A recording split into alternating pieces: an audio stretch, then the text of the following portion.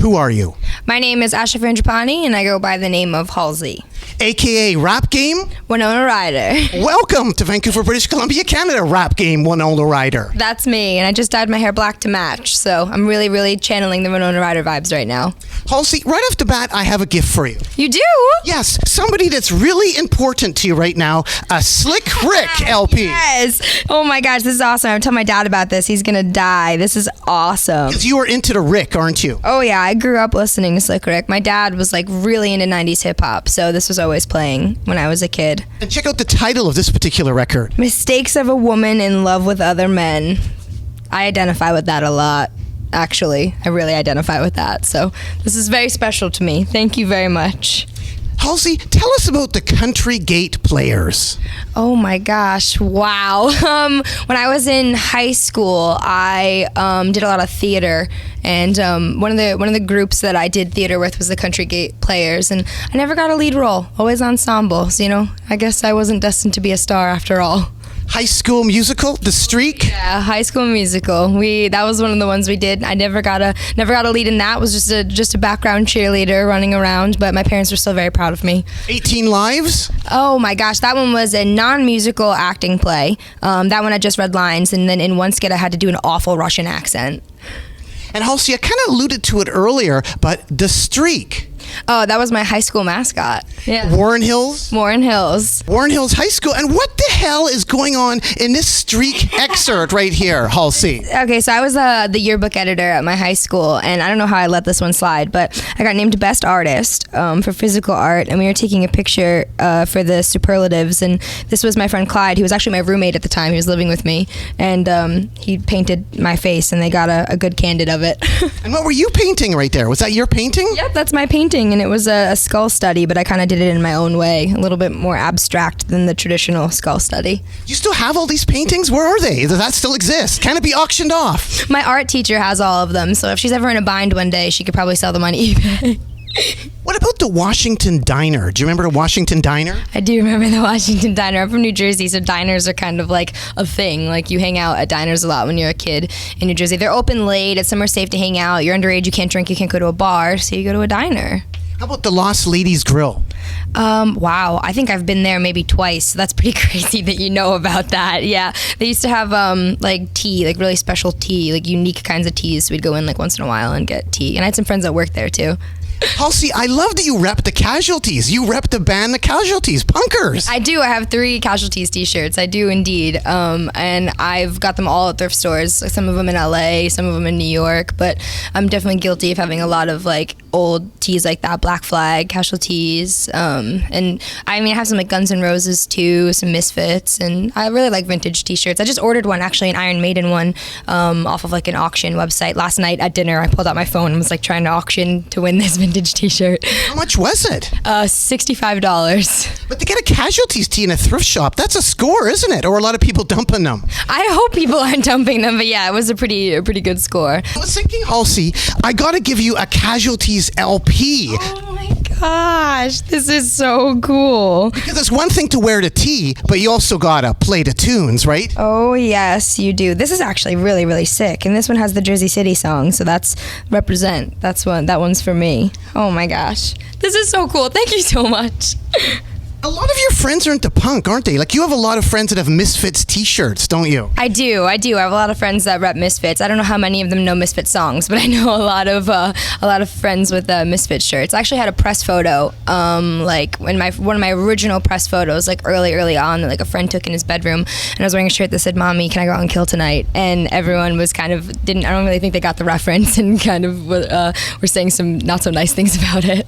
From the Casualties to Alanis Morissette. You rep them all, don't you? I do. I love music. And to welcome you further to Vancouver, British Columbia, Canada, I have a gift for you, Halsey, in this package right here, if you want to open it up right here, to welcome you to Rogers Arena in Vancouver, British Columbia, Canada. From Alanis Morissette to the Casualties, back to... Oh my gosh. Oh my God. Are you kidding me?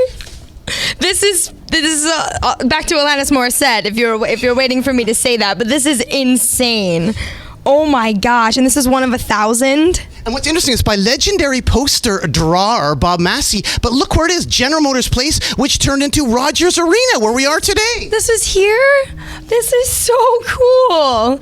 You have no idea how cool you are. I don't think you know. I think people tell you you're really cool, but I don't think you realize. I don't think I've ever gotten a gift so personal and so nice, and you don't even know me. So thank you for doing that. I mean, you do know me, apparently. So. Well, thank you, Halsey. I was thinking, Alanis Morissette, though, do you know much about her early career? Like, she had big hits, like Too Hot, really early, like 1991 Alanis. I wasn't born yet, so I kind of slipped, I think, more into the Jagged Little Pill era, and that's when my mom was really playing her stuff. But, you know, she is a legend as far as females in pop music go, because she got some pretty vulgar content on the radio, and that was a mission even back then, way ahead of her time, way ahead. Well, I have something to help remedy your knowledge of Alanis right here. An Alanis CD, her first one from 91 with Too Hot on it. Oh my God, look at these bangs. Oh my gosh. She had a good fringe going right there. Where was she signed when this came out? Well, who just MCA? Oh my gosh. You can find out all about that. And I have another gift for you, so you can learn out all about Alanis, a book about Alanis. It's called Ironic. That's ironic, I think. And the book was from 1995, so it's all early stuff, and it talks about her like opening for Vanilla Ice. That's awesome. That reminds me a lot of what I'm doing right now, actually. Ba-boom! Opening for the weekend. That's crazy.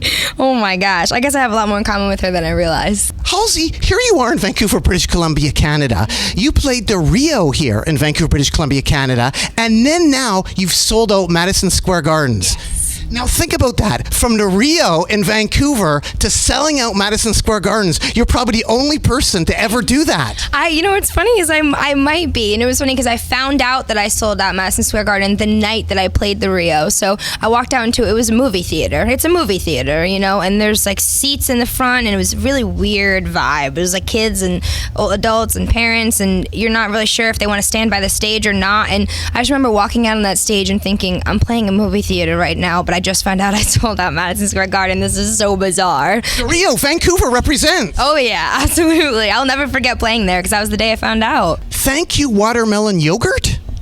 Oh my gosh. Wait, are you talking about the Sync song? Are you? You must be talking about the Sync song. I could be wrong, but... That's what got you rocking. Yeah, one of the first songs I ever wrote was for a commercial. I was working with a bunch of friends who worked in Sync, and I was kind of like hanging out in a basement in New Jersey, and they worked I think they were writing for Warner Chappell at the time, writing songs for commercials, and that's one of those parts of the industry where people just kind of spit songs out every day, hoping that a commercial will take it, and they don't really put a lot of love into it, so it's kind of like a very different vibe than what I do, but, you know, we were all sitting around writing, and someone turned to me and was like, hey, you're a good songwriter. And I was like, no, I'm just really clever and sarcastic and stupid. And they're like, you're a good songwriter. And that kind of stuck with me. So, you know, we kind of shifted gears and started writing, you know, some other music. And that song was Ghost, which was my first single.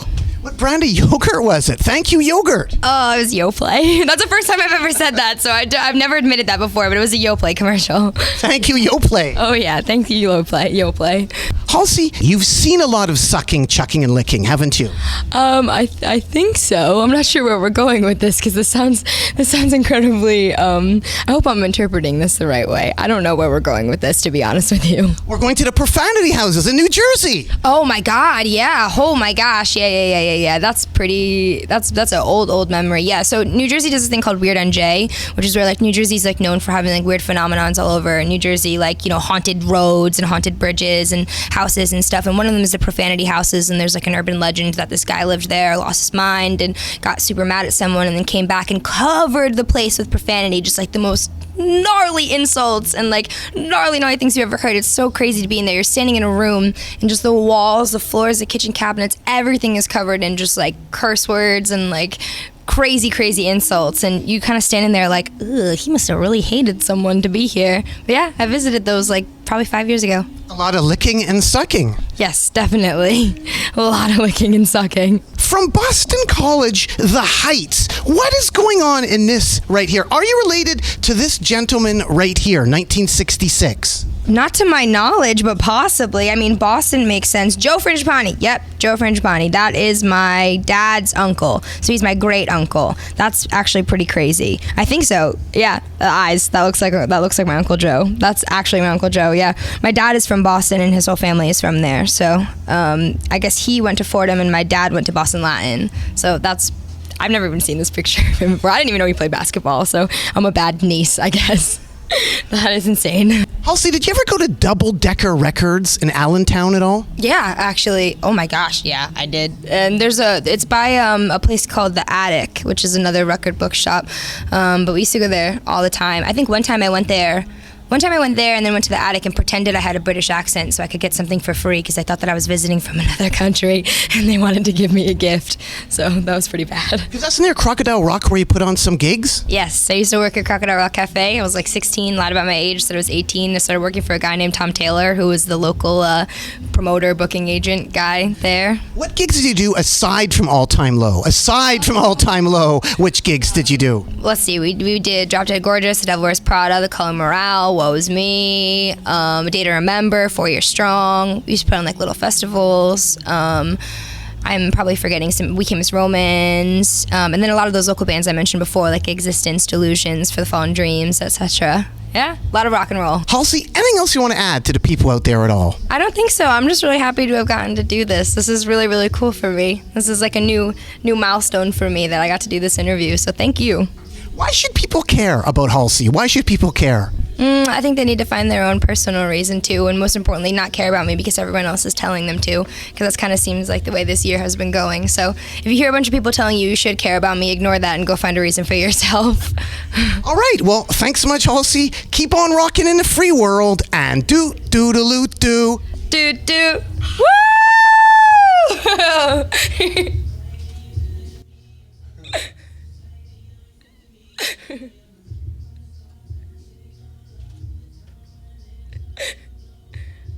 Are we waiting for pictures or do you want me to exit scene? Because I can exit scene.